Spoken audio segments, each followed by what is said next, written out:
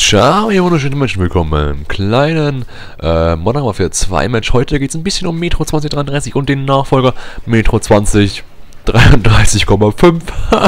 Nee, Metro Last Night und Metro das einfache Ding. Oh Gott, macht mir das Scheißspiel Spaß. Jetzt habe ich eine SMS, toll, oder? Ja, genau. Das nenne ich mal digitale Kommunikation. Und das Schöne ist ja, oh, das ist ja echt schön. Scheiße, bin ich dumm. Ach Gott. Gott, ich könnte mich auskotzen hier. COD, könnte ich mich auskotzen, ne? Ja, dummes Arschloch. Also, wieder genug Müll gelabert. So, jetzt kann ich endlich zum Thema kommen. Mein Thema heute ist, wie schon gesagt, ein bisschen geht's um Metro 2033 und komische Geräusche. Und, ja, und heute erstmal ein bisschen um Metro. Ja, mal was ganz Neues hier. Weiß noch gar keine. Oh. Also, man kennt ja Metro 2033, wurde dem Buch Metro 2033 nachempfunden. Jedenfalls ein kleines bisschen. Und ich habe das Buch gelesen. Ich habe selten so ein gutes Buch gelesen. Es war eins der besten Bücher, die ich je gelesen habe. Wirklich, also episches Buch. Lest euch das Buch durch. Ich habe sogar ein Let's Play gemacht auf meinem Kanal zu Kanahan. Bei der Hochzeit da in Kanaan. Und da gab es eben auch Let's Play drüber. Und das Spiel ist der Burner. Und was noch der Burner wird, das ist auf jeden Fall der Nachfolger. Weil das ist nämlich, ja, schießt durch den Betoneimer durch. Genau, dummes Arschloch. Sag gerade. Das ist nämlich Metro Last Night. Das ist der Nachfolger. Der wird nicht, hoppala.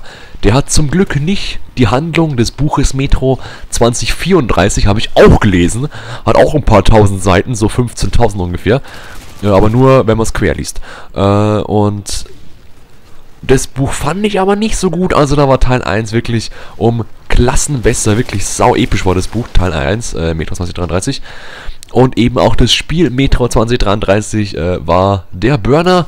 Und jetzt kommen wir eben auch zum Thema endlich Metro Last Night, der Nachfolger von Metro 2033. GameStar meine ich, war bei den Entwicklern von dem Spiel, haben sie besucht und ein bisschen angeschaut.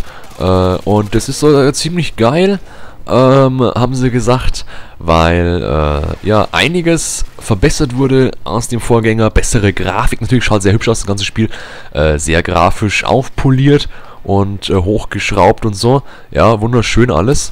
Was aber auf jeden Fall anders ist, ist die Art, wie man das Level spielen kann. Ja, Metro 2033 war ja wirklich sehr linear und doch, das war linear. Das würde ich schon fast behaupten, ne, dass das linear war. Da waren andere Spiele nicht so linear. Und wo ist meine Waffe? Wo habt ihr gerade eine UMP gefunden? Scheiße, jetzt ist da einer, der schießt auf mich. Kacke, fuck. Oh, tut mir leid, ich bin gerade gut drauf. Und also das hat gestimmt, also es gab, wow, Scheißwaffe, bei Metro 2033 meist eine Möglichkeit, wie man das Level macht, und das macht man halt so, ja. Und man konnte nicht durchschleichen oder aggressiv werden, nein, es ging da eben bloß entweder du machst es so oder gar nicht, ja, weil es einfach nicht anders ging.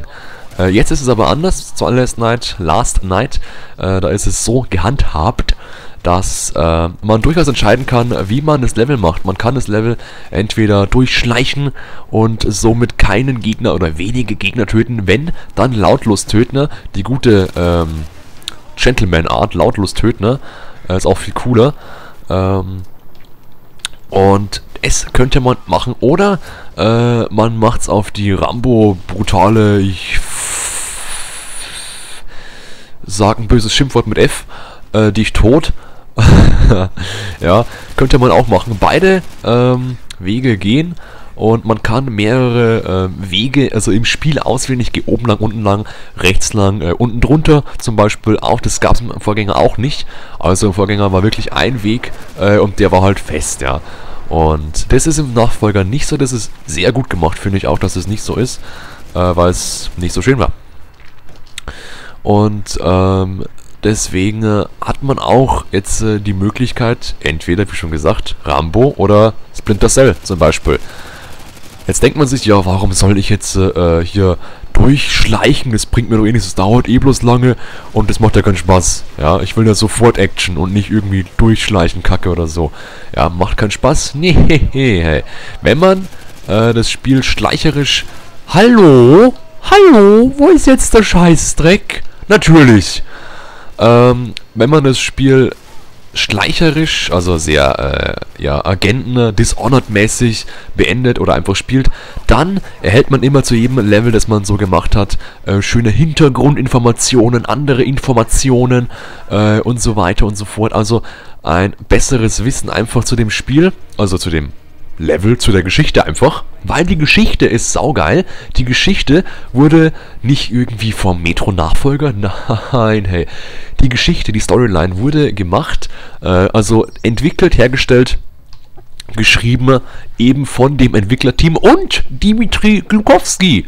Dmitri Glukowski, der russische Autor und eben auch, ja, Schreiber des Buches Metro 2033, hat bei der Geschichte mitgewirkt von Metro Last Night und ich denke, deswegen verdient Metro Last Night schon mal mindestens 8 vollgeschissene Windeln, ja, von 10. Entschuldigung. Also saugeil, ich freue mich so wie ein Kind drauf, das gerade irgendwas Kekse bekommt oder so, keine Ahnung. Last Night wird super geil, bessere Grafik noch, bessere Engine, die benutzen ja die 4A oder A4 Engine, eben von dem Entwicklerstudio ja gemacht, selber, also die eigene, hauseigene Engine verwenden die. Was ist noch zu sagen? Ja, genau, das war's eigentlich schon. Es wird saugeil, ich freue mich drauf, kommt raus, wahrscheinlich im Februar 2013 und die PS4 kommt raus im Herbst 2014 wahrscheinlich, ja, und heißt irgendwie Kryptos oder so, keine Ahnung. Auf jeden Fall, bleibt so schön bis zum nächsten Mal und schreibt mir in die Kommentare, ob euch Metro 2033 gefallen hat oder nicht und, ja... Wenn ihr ein Thema wisst, über das ich sprechen soll, dann könnt ihr auch reinschreiben. Ich spreche über eure Themen. Bis zum nächsten Mal. Bleibt so schön und tschüss.